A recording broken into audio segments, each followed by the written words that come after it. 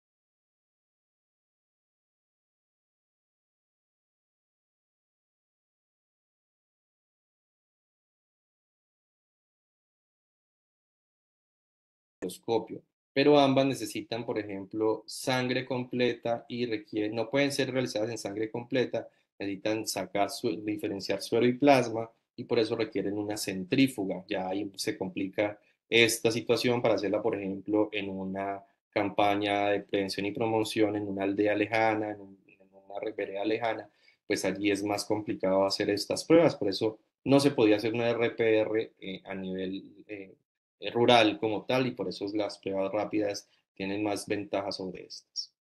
La sensibilidad y especificidad de todas estas pruebas pues son altas, sobre todo dependiendo de el tipo o la fase de enfermedad que tenga la persona.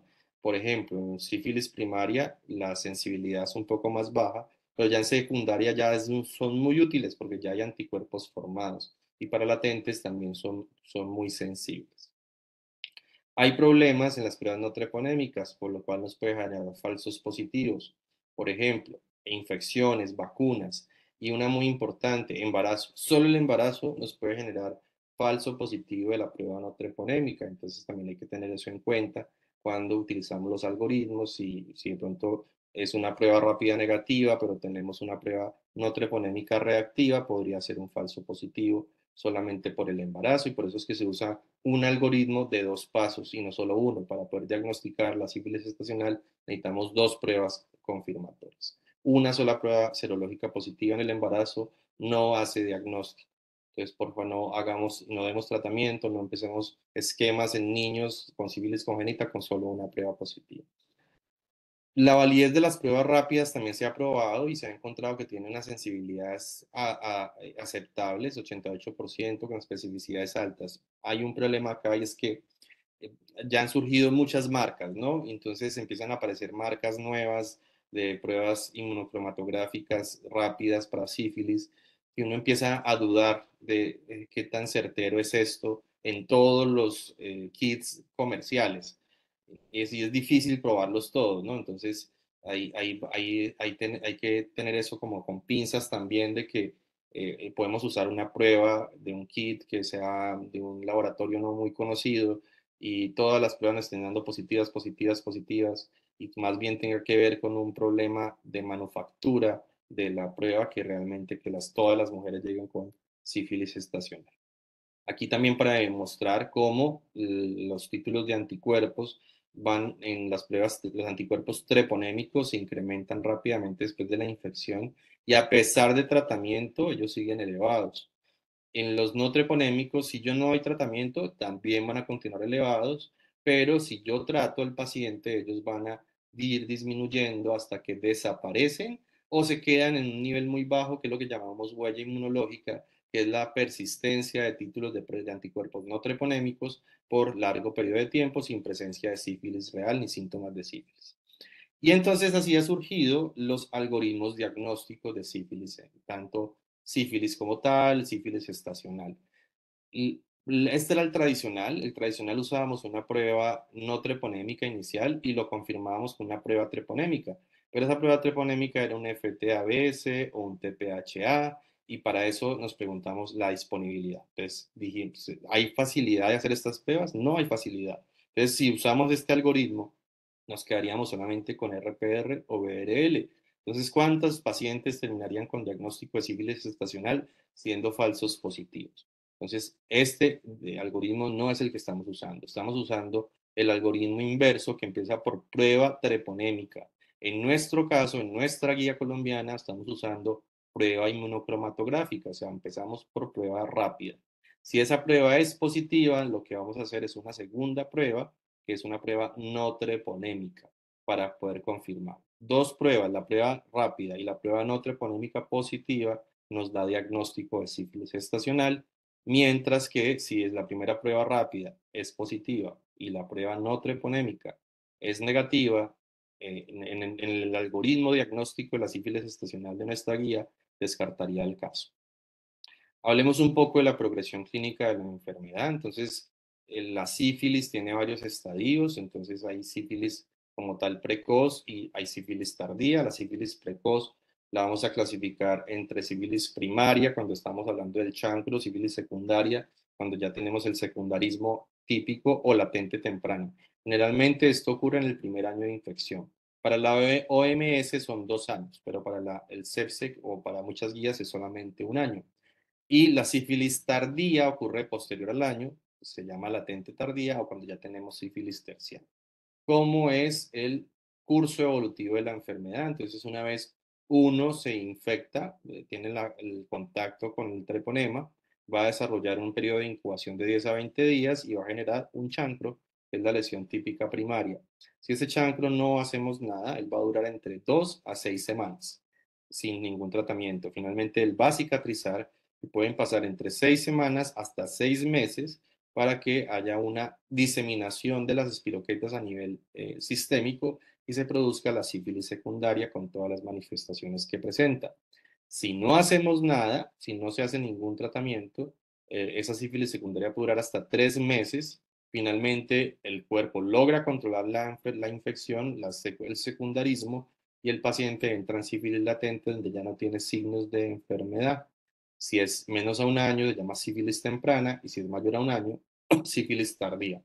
Una vez el paciente entra en sífilis latente, pueden pasar muchos años o toda la vida para entrar a la sífilis terciaria, donde ya tenemos goma sifilítica, sífilis cardiovascular, sífilis meningovascular y neurosífilis tardía. Ya aquí el daño es irreversible. La sífilis primaria, esto lo vamos a pasar rápidamente, todos conocemos la lesión, son chancros de bordes elevados, fondos limpios y no dolorosos. Es una característica importante, no generan dolor, pueden presentarse en cualquier parte del cuerpo donde haya tenido contacto el treponema, desde área genital, boca, recto, ano, otras localizaciones.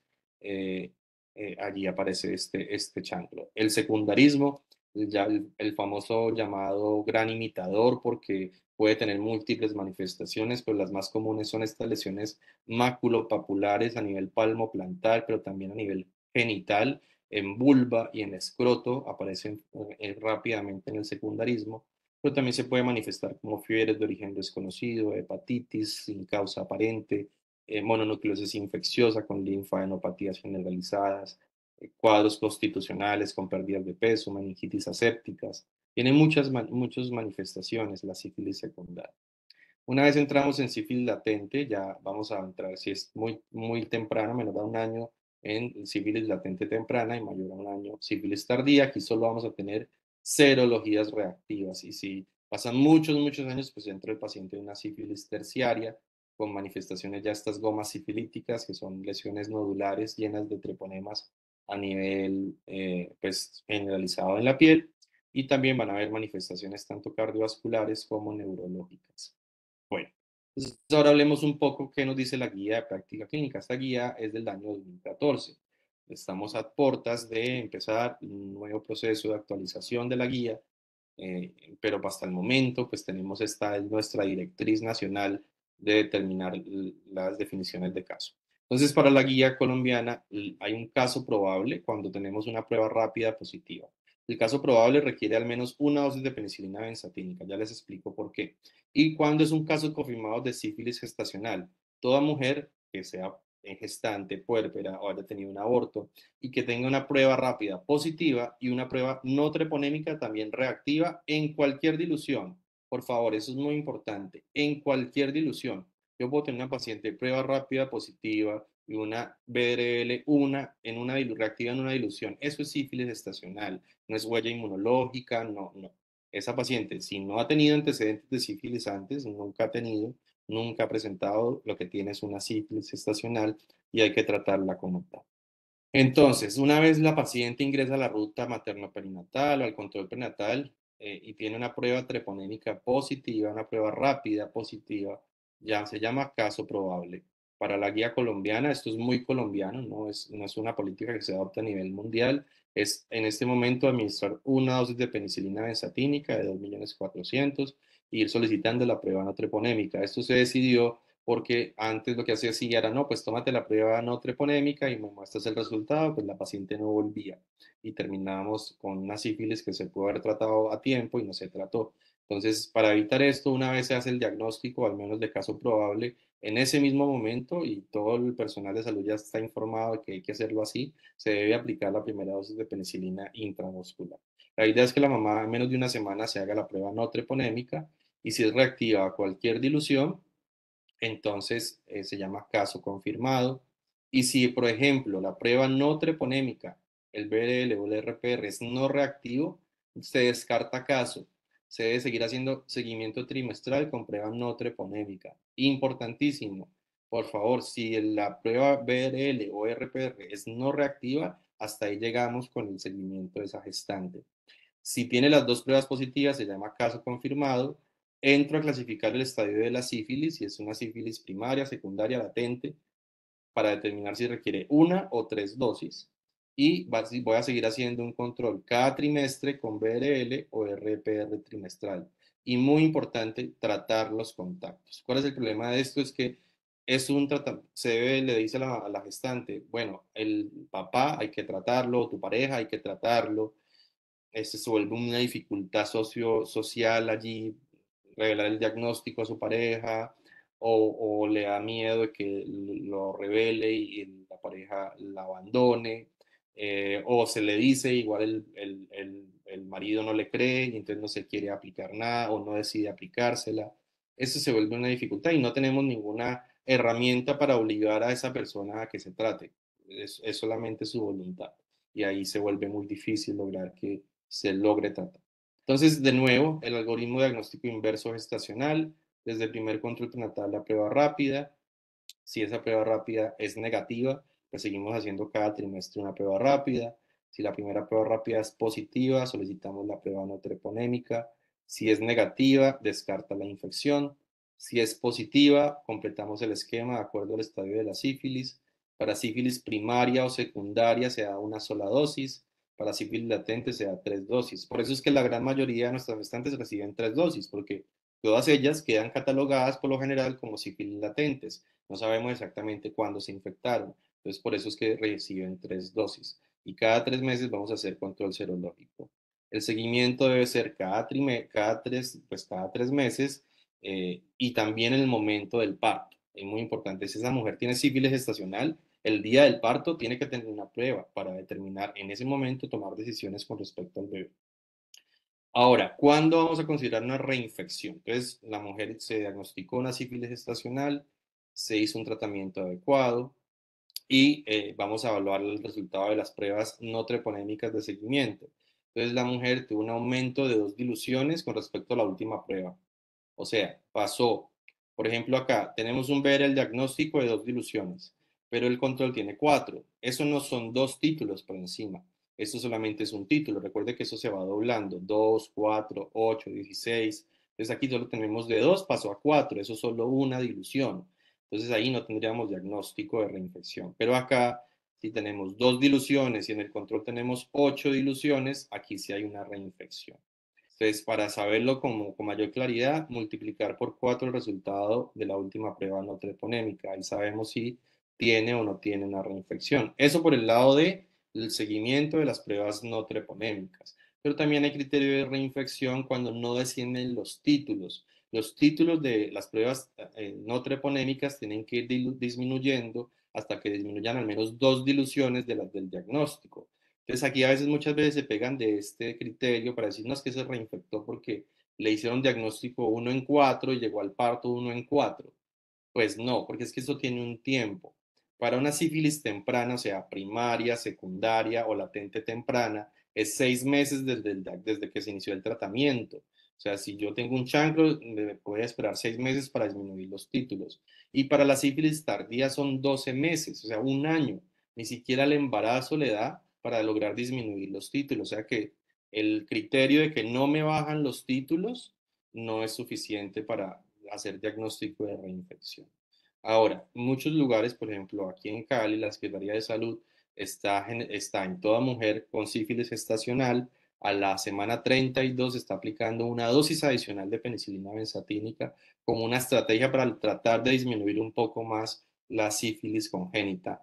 Y ha funcionado porque las mujeres llegan al momento del parto con serologías más bajas y logran de pronto disminuir la tasa de sífilis congénita. Bueno, si esto pasa, si alguna de estas situaciones pasa, pues hay que volver a tratar. Y hay que volver a tratar los contactos o que se traten, porque lo que pasa de nuevo es que ni siquiera se han tratado.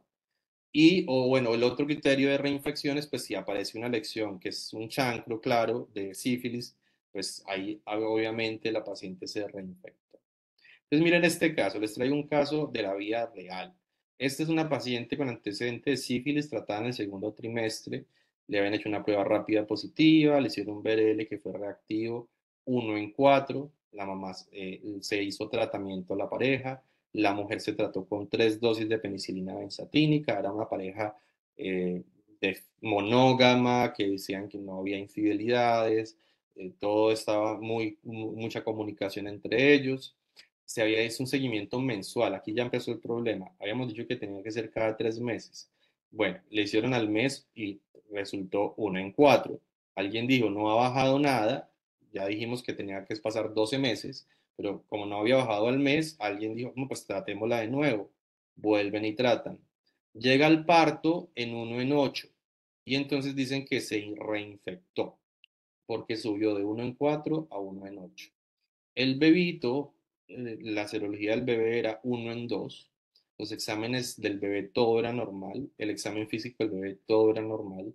Pero como dieron diagnóstico de reinfección materna, el pediatra consideró que cumplía uno de los criterios del CDC de Atlanta y entonces definió que el paciente tenía criterio de sífilis congénita y ordenó 10 días de penicilina cristalina. Este caso llegó al COE municipal y al COE de la EPS. En ambos COVES se descartó el caso. Resulta que, primero, tomar un BRL mensual cuando la guía es clara que dice que debe ser cada 3 meses e intraparto. Y dos, el aumento de una dilución no cumplía el criterio de reinfección. Por lo general es un problema del observador. Resulta que había suero de cuando habían hecho este 1 en 8 en el momento del parto, ese suero quedó guardado. La Secretaría, el Laboratorio de Secretaría de Salud hizo una relectura y para ellos era 1 en 4, o sea que nunca hubo un aumento en las diluciones. Por eso tan importante que sean dos diluciones diferentes, porque esas dos diluciones da un colchón de objetividad. Es más complicado que yo me equivoque de 1 en 4 y yo lea 1 en 16, siendo un error, a que sea 1 en 4 y yo lea 1 en 8. Entonces, por eso dos títulos de diluciones nos dan un poquito de colchón de objetividad en la definición de reinfección. ¿Qué es el tratamiento adecuado para una mujer gestante con sífilis gestacional? Debe ser con penicilina benzatínica. Aquí no sirve otros tipos de medicamentos, no sirve doxiciclina. Si el paciente tiene alergia a las penicilinas, tiene que hacerse una desensibilización de penicilina en el embarazo para poder aplicársela. Y ese tratamiento con penicilina debe ser al menos que reciba una dosis 30 días antes del parto. O sea, no tiene que haber recibido las 3 dosis. Con una dosis al menos 30 días antes del parto se considera que el paciente tiene un tratamiento efectivo y eso está evaluado en metaanálisis gigantes de 3.450 gestantes, que se da un tratamiento adecuado, o sea, al menos una dosis antes de 30 días del parto y de que sea de penicilina benzatínica, disminuirá el riesgo de sífilis congénita en 97%, de mortinatos 82%, de parto prematuro 64% y de muerte neonatal en el 80%. Bueno, ahora vamos a atender este bebé, ya nosotros pediatras vamos a ir a ver el bebé. ¿Qué tenemos que tener en cuenta? Entonces, por favor, tómense el tiempo, siéntense a revisar la historia clínica, hagan una buena anamnesis, hagan una buena historia clínica de ingreso a la unidad neonatal, donde tengamos todos estos datos pues, de una vez para facilitar al pediatra que sigue, al infectólogo, a todos los que lo vamos a ver, al COVE, cuando revisemos la historia clínica, que todo esté completo, que se haga el ejercicio de manera adecuada. ¿Cómo fueron los resultados del diagnóstico? ¿Cómo se hizo el diagnóstico materno? ¿Qué fecha recibió la primera dosis de penicilina benzatínica? ¿Cuánto era el último resultado de la prueba no treponémica? ¿Cumplió o no cumplió criterio de reinfección? ¿Cómo era la prueba no treponémica el día del parto? ¿Cómo era la prueba no treponémica del recién nacido? ¿Cómo está ese bebé? El examen físico completo del recién nacido. Y bueno, aquí hay un dato demasiado debatido, este es un debate constante, y es los estudios del bebé expuesto, el bebito que nació en una mamá con sífilis gestacional, si hay que hacerle, no hay que hacerle exámenes. Pues la guía colombiana nos dice en su directriz de la sífilis congénita y diagnóstico del recién nacido que los bebés se deben evaluar paraclínicamente para buscar signos de sífilis en los paraclínicos. Lo que no nos dice es qué tomarle.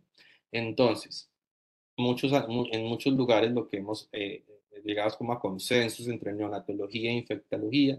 Por ejemplo, el bebito sano, que nace una mamá tratada, que las pruebas no treponémicas estaban en descenso, que se ha considerado todo muy bien. Tal vez hacerle solamente una exploración muy básica como hemograma, bilirrubinas y una prueba no treponémica sérica. Pero en el bebito que tal vez sí cumple criterios de sífilis congénita o que hay dudas acerca de si se trató bien la mamá, hay dudas de que si el papá jamás se trató en todo el embarazo y pues pudo haberse reinfectado la mamá, este bebito es mejor hacerle toda la exploración completa y la exploración completa significa hemograma, bilirrubinas, prueba no treponémica sérica, radiografía de huesos largos, AST, ALT, PL paracitoquímico y BDRL en el líquido cefalorraquídeo y uroanálisis. Por favor, tengan este cuadrito allí porque los secretarios de salud verifican si se hizo todos los estudios que dice la guía colombiana. Bueno, y entonces finalmente vamos a hablar de sífilis congénita. El diagnóstico de sífilis congénita es retador, no es fácil, yo ya lo entiendo y por eso muchas veces uno pues no quiere juzgar a los que hicieron un diagnóstico errado porque no es fácil. ¿Por qué? Porque hay paso de anticuerpos maternos transplacentarios que impiden que uno haga un diagnóstico con certeza en el bebé. La mayoría de bebitos que tienen sífilis congénita nacen asintomáticos, entonces ahí hay un gran problema. No se puede hacer campos oscuros o inmunofluorescencia indirecta en los bebés porque no hay lesiones y los estudios serológicos disponibles, el rendimiento diagnóstico no es fácil. Hay unas pruebas que se están desarrollando, por ejemplo, el inmunoblot, es un Western blot que busca IgM específica antitreponema en los recién nacidos y cuyas pruebas de validación iniciales están reportando muy buenos datos. Esto puede ser algo prometedor en un futuro cercano. Todavía falta que pues, sepamos más de él. Pero hasta el momento, ¿qué tenemos? Bueno, entonces aquí les voy a recordar cuáles son los criterios diagnósticos para sífilis congénita. Y aquí toca hacer un parteaguas. A todos nosotros nos han enseñado durante mucho tiempo y está muy bien que nos lo hayan hecho los criterios del CDC de Atlanta para el diagnóstico de sífilis congénita, que está bien y hay que tenerlos en cuenta, pero para la Colombia y las guías colombianas no se tienen en cuenta. Entonces tengan eso muy en claro, porque si ustedes colocan en diagnóstico de sífilis congénita por criterio CDC de Atlanta número uno, pues cuando vamos a revisar en los COBE, para nosotros no tiene ninguna relevancia. En la guía colombiana están definidos los criterios diagnósticos para sífilis congénita que son diferentes. Primero, hay un criterio de nexo epidemiológico, cualquiera de ellos ya es diagnóstico de sífilis congénita. El primero es un del nexo epidemiológico, que es un bebito que nace de una mamá que no se trató o que se reinfectó en el momento del parto, se reinfectó menos de 29 días antes de nacer, no alcanzó a recibir tratamiento adecuado, o la mamá se reinfectó y le dieron un tratamiento inadecuado.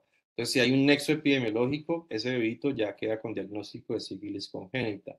El segundo es el criterio serológico, es que el bebé tenga en su prueba no treponémica un título que esté por 2 diluciones por encima a las de la mamá o 4 veces más. O sea, por ejemplo, la mamá tiene 1 en 4 y el bebé tiene 1 en 16. Esos son 2 diluciones por encima o 4 veces los títulos, por lo cual allí también sería criterio de sífilis congénita. El tercero es criterio microbiológico. Este no lo hacemos con gran, pues, como que se haga mucho o que se haga rápidamente, que es tomarle muestra a las placentas para tener el treponema, demostración de treponema pálido. Eso no se hace.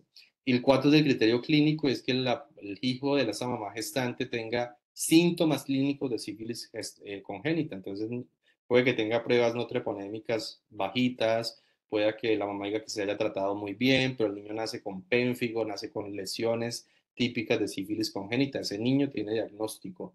Y el quinto es el criterio paraclínico. También, si los estudios paraclínicos nos muestran señales de que el paciente tiene sífilis congénita, pues se hace el diagnóstico. Entonces, estos son los 5 criterios que tiene la Guía Colombiana de Práctica Clínica y a los cuales nos tenemos que adherir para el diagnóstico. Y cuando uno tiene un diagnóstico de sífilis congénita, por favor, colocar allí cuál de todos los criterios se utilizó para hacer el diagnóstico.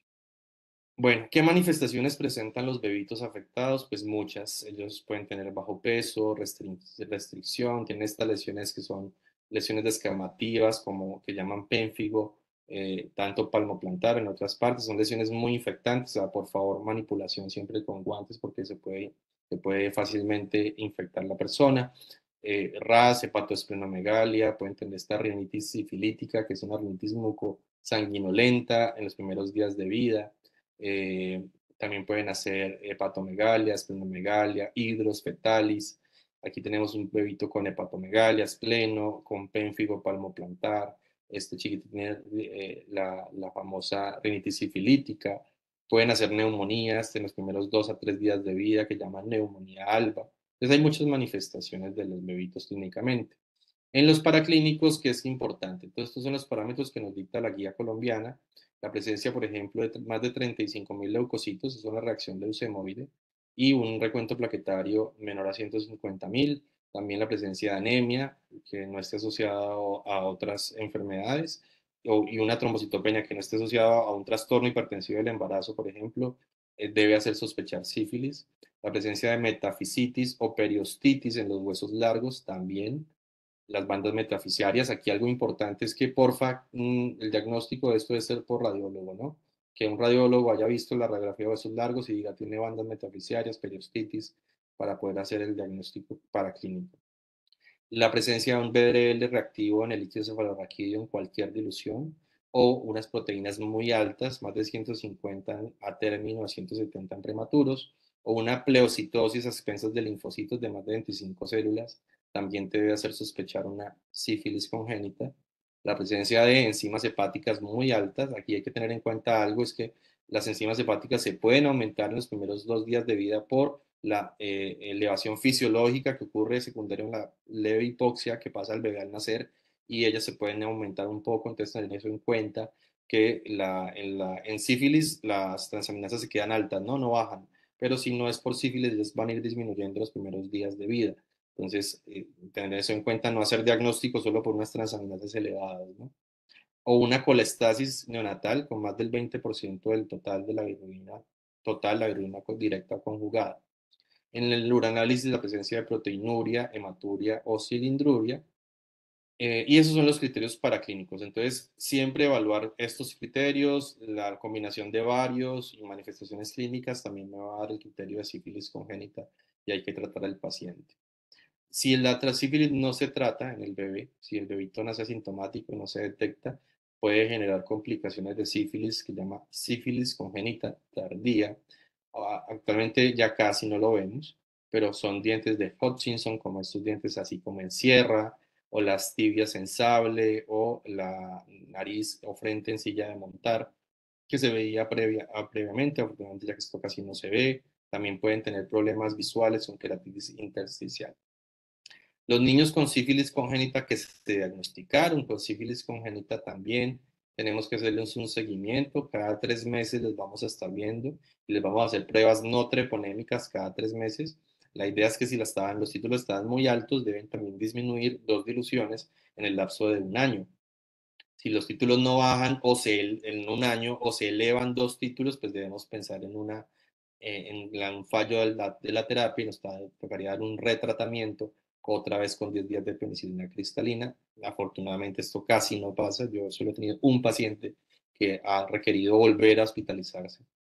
Bueno, y finalmente el tratamiento, pues esto es muy sencillo. El tratamiento de la sífilis, pues, es penicilina. Si es temprana, solo una dosis, pero si es latente, tardía, debe hacer 3 dosis, una aplicación cada semana. Aquí está la tabla de desensibilización para pacientes alérgicos a la penicilina. Y para la sífilis congénita, el caso confirmado se trata siempre intrahospitalario con 10 días de penicilina cristalina. eh, y el caso descartado, pues también es muy Colombia, la guía nuestra. Si se le descarta el caso, igual le estamos aplicando si eso se hace el bebé de una mamá con sífilis estacional, hicimos todo el análisis y no consideramos que el bebé tiene sífilis congénita, ese bebito igual recibe una dosis única de penicilina benzatínica, 50.000 unidades. A este bebito no hay que hacerle seguimiento serológico, no le vamos a hacer pruebas serológicas al bebé que solamente es expuesto. Algo importante en el tratamiento del bebito es que la penicilina debe aumentar la dosis a cada 8 horas al día 8 de vida. No día 8 de tratamiento, sino día 8 de vida. O sea, yo empecé el tratamiento al día 5, va a recibir 3 días con cada 12 horas, y al cuarto va a pasarlo a cada 8 horas. Este es el día 8, el día que se pasa la dosis del medicamento. Bueno, eso era pues lo que les quería contar de sífilis. Espero pues que lo hayan, les haya gustado y que le hayan tenido el beneficio y les haya generado dudas sobre el diagnóstico de la enfermedad. Les dejo el correo por si alguien necesita de pronto bibliografía o alguna inquietud o alguna pregunta adicional. Muchas gracias, Juan. Muchas gracias. Excelente la charla, muy clara, me encantó. No sé si va a haber espacio para preguntas o Sí, tal vez 5 si algún, minuticos. algún comentario, alguna pregunta, algo que quiera compartir. Puede hablar ¿Algún si necesita caso que hablar, tengan, Juan. algún caso que tengan que haya sido difícil diagnóstico o que algo que le haya quedado inquietud en la charla? Doctor, buenas noches, Hay ¿cómo una está, doctor? pregunta allí. Yo tenía una pregunta. Cuando hablábamos de que los pacientes finalmente que sospechábamos que era un recién nacido sano, pero que la mamá se había tratado previamente, que tomábamos los paraclínicos, que decíamos que si el niño estaba sano, tomábamos solo cuadro hemático, las bilirrubinas, pero finalmente estamos como obligados a tomar entonces como todos los paraclínicos para poder mirar como parcial de orina. No lo sabemos, sí, Cindy, porque la guía dice a los bebitos expuestos hay que estudiarlos, pero no dice qué. Eso es un tema a debatir y definirlo en la próxima guía. ¿Qué le vamos a tomar? ¿Será importante tomarle todo? ¿Será un gasto innecesario dejar a estos niños muchos días hospitalizados? Simplemente, o no se les toma nada. Si la mamá todo está muy bien y se hizo todo juiciosa, será importante simplemente la prueba no treponémica en el bebé y ya. Mm, por eso te digo, en lo que hemos nosotros, incluso hasta hace 2 años hacíamos hemograma, transaminasas, bilirrubinas, al menos, pero entonces empezamos a ver esas transaminasas todas elevadas porque los niños tienen una elevación transitoria de transaminasas los primeros 2 días de vida, entonces se nos empezaron a dificultar, se quedaban un día más esperando que el control de transaminasas adicional, donde todos les bajaban las transaminasas, entonces dijimos, no, quitemos las transaminasas de esa evaluación básica de bebés que todo se hizo muy bien. Entonces estamos solo en hemograma y bilirrubinas y prueba no treponémica, es como mínimo, como que si algún día nos llaman de la Secretaría a preguntarnos por qué no estamos haciendo, pues estamos haciendo una evaluación. Porque en el año 2000, no sé si Nancy recuerdas, en el 2019, 2020, la Secretaría llegó a la institución con una directriz porque evaluaron, hicieron una evaluación de lo que estábamos haciendo y fue lo que encontraron que no estábamos estudiando los bebés y fue una recomendación que nos dieron. Sí, sí, sí me acuerdo, pero pues las mismas observaciones que tú dices, ¿cierto? Las transaminasas casi siempre han Sí. elevado.